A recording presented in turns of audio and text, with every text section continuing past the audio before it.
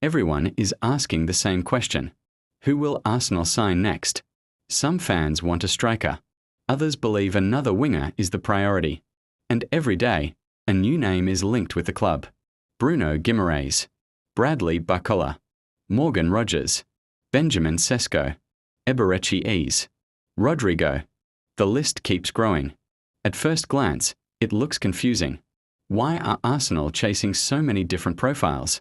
But here's the interesting part. What if these transfer links aren't random? What if Mikel Arteta already knows exactly what his dream team looks like? And every player Arsenal are targeting is simply another piece of that puzzle. Today, we are going to build that puzzle together.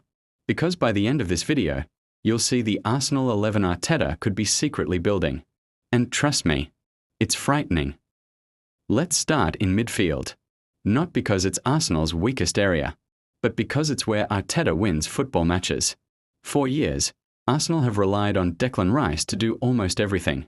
Win the ball, cover space, protect the defense, lead the press. He's been phenomenal. But asking one player to do everything isn't sustainable if Arsenal want to win both the Premier League and the Champions League.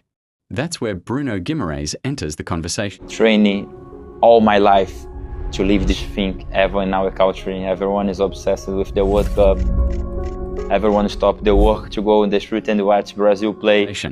On paper, he's another midfielder. In reality, he's the player who changes how Arsenal play. Bruno isn't just technically gifted. He's aggressive, calm under pressure, exceptional at escaping the press. And perhaps his biggest strength, he controls the rhythm of football matches. When Newcastle need to slow the game down, Bruno slows it down. When they need to attack quickly, he's already thinking 2 passes ahead. Now imagine that alongside Declan Rice. Rice wins possession, Bruno dictates possession, and Martin Odegaard creates the final pass. Suddenly, Arsenal have one of the most complete midfields in Europe. Not because every player does the same job, but because every player completes the other. That's exactly how Arteta builds football teams. Not stars, partnerships. And that's only the beginning. Because if Bruno controls the middle, Arteta's next target could completely transform Arsenal's attack. Is that when something had to go our way, especially in the box, what I said to the players and the staff is that if I tell them 1 million times thank you, it's not going to be enough. And it's not because we won the Premier League, and it's not because we played the cup final, it's not because we played the Champions League final in the manner that we've done. It's because the joy and the moments that we have lived together every single day, and that's above anything else. If Bruno Guimaraes is the brain of Arteta's new Arsenal, then Bradley Barcola could be the spark.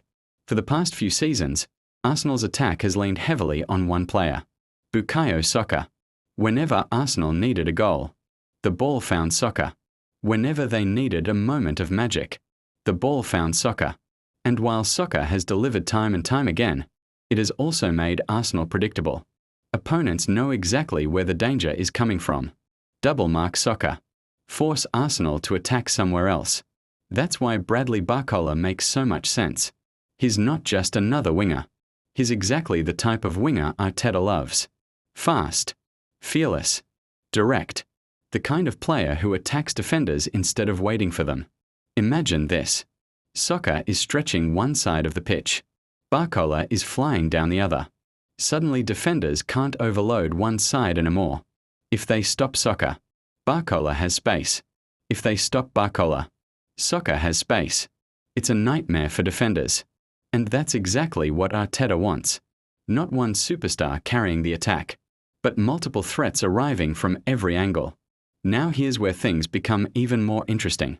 Because Arsenal's next reported target isn't just another winger. He's a player who could completely change how Arteta rotates his team.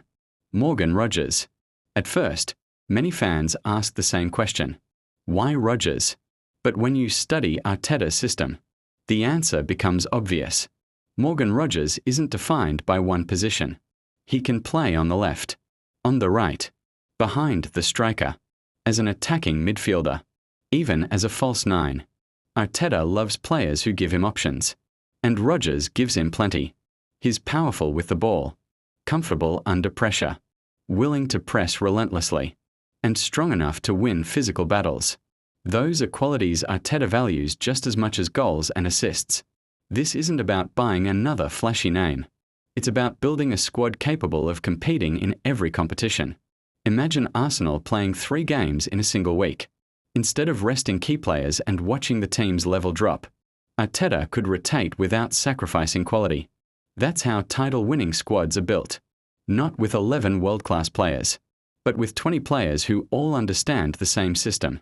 And when you combine Bruno Guimaraes' control, Barcola's explosiveness, Morgan Rodgers' versatility, alongside stars like Rice, Odegaard, Saka, and the rest of Arsenal's core, the picture finally becomes clear. This isn't a collection of transfer rumours. It's a blueprint for an Arsenal side designed to dominate England and challenge Europe. Maybe Arsenal won't sign every player we've discussed. That's the reality of every transfer window. But one thing is becoming impossible to ignore. Every player they've been linked with fits the same profile. Young enough to improve. Technically gifted.